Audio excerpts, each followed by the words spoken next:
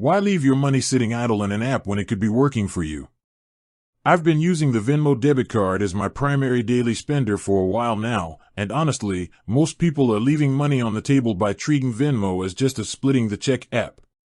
If you have the card, you're sitting on a massive upgrade to your reward strategy that most traditional banks can't touch. The biggest game changer right now is the Venmo Stash program. It moves away from those annoying, broad categories like travel or dining and lets you pick specific brand bundles. I'm talking about 5% cash back at places I actually go to, like Target, Amazon, or Uber.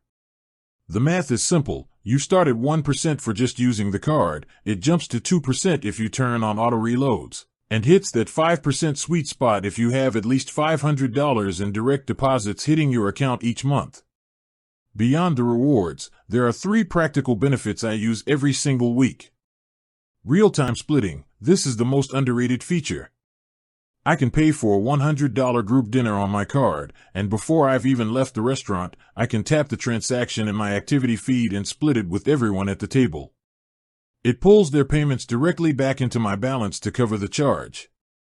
Early payday. Since I switched my direct deposit over to unlock the 5% rewards, my paycheck actually lands in my account up to 2 days early. It's a nice buffer to have before the weekend hits.